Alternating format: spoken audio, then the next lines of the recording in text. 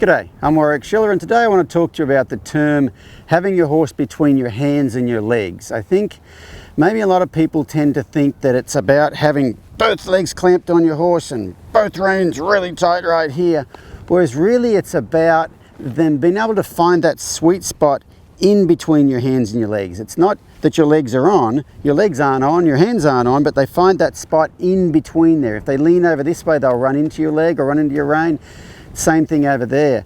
And you know, a good analogy to kind of think about this is a horse has to be able to find that sweet spot that's in between there. And so when you're teaching a horse how to find that sweet spot, they've got to be able to find it rather easily. And think about if you've all seen a cartoon of a man on a donkey with a stick with a carrot trying to get the donkey to go with the carrot.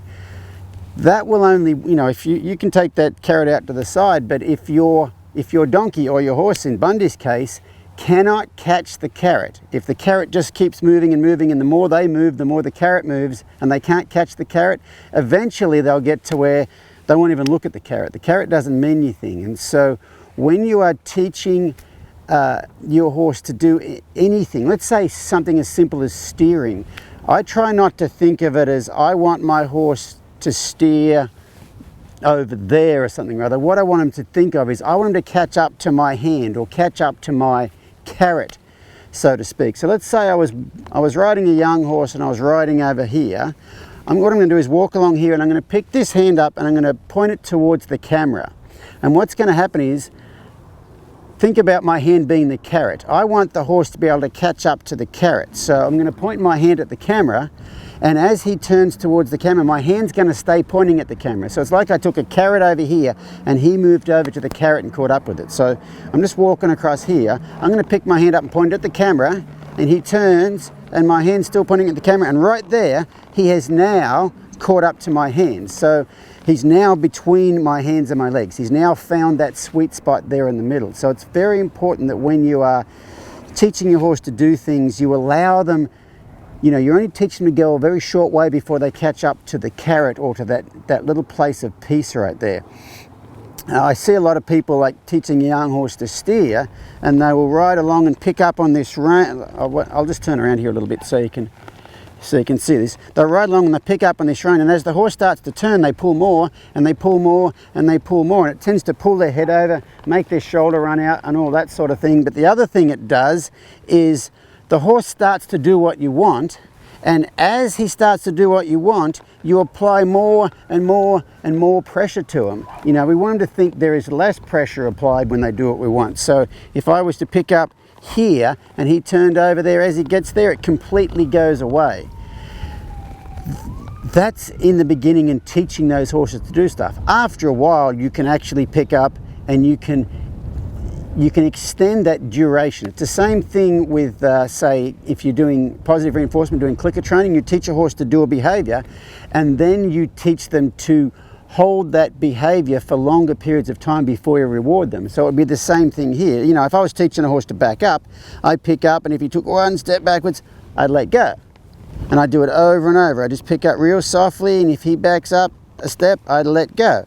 Pick up real softly, backs up a step, I let go. And I'm only going to reward one step for a long time, but after a while I could just pick up here and he would start backing up. And if I left my hands there, he would just keep backing and backing and backing and backing without me pulling anymore, because he knows what the answer is. So it's the same with steering, backing up, side passing. Here's a great example. I was talking to someone recently, and they said that they were working on side passing their horse, and their horse started rearing up and kicking out, kicking at their leg and rearing up. And I'm thinking, well, that's pretty extreme behavior. What were you trying to do? And they said, well, I've been watching your videos, and you know, there was one that I did about, in order to teach a horse to open a gate, first you have to teach him how to move all their body parts. And so she said, I was working on teaching him to side pass. I was working on getting him to side pass, and in that he started rearing up and kicking out. And I'm like, well, that's kind of odd. How far were you trying to side pass? And she said, oh, about 20 feet.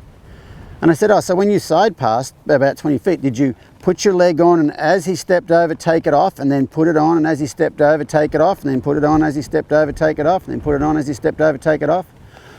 or did you put your leg on and just leave it on for 20 feet? And she said, oh no, I just left it on for 20 feet. And so what's actually happened here is she's put her leg on here, and her horse has thought, well, you know what, I'm really not sure what to do here, but it seems like moving away from that leg would be the best thing to do. So the horse moves over, and then she doesn't release her leg, and he goes, well, I'll keep going and see if she'll let go. And he's gone about 20 feet, and that leg still hasn't come off. So right then, her horse has got his little notepad out and he's written down, okay, I know for certain that moving in that direction will not make that leg go away. So that's ruled out. Let me try some other options. And he's probably tried to back up, and she's kicked him forward, and he's probably tried to lean into her leg this way, so lean into that leg, and then she's probably kicked him harder to say don't lean into that, and then he's probably kicked out at that, and when he's kicked out at that, she's kicked him harder, and he's probably gone forward, and then she said no, you can't go forward, and then he's reared up. And you know, at no point in time did that horse elect to do the wrong thing, but basically this person kept moving the carrot. Like, you can't catch the carrot, you can't catch that little place of release of pressure. So it's very important you understand that when you're teaching your horse to do things, you would teach them to do it one step at a time. Move that carrot, or that place of rest, that place of peace, that place of no pressure, move it over slightly and let them catch up to it. So that's just something to think about when you think about having your horse between your hands and legs. It's not about holding them there, it's about them finding that place of peace right there in between your hands and your legs. So I hope that helps. We'll see you guys next time.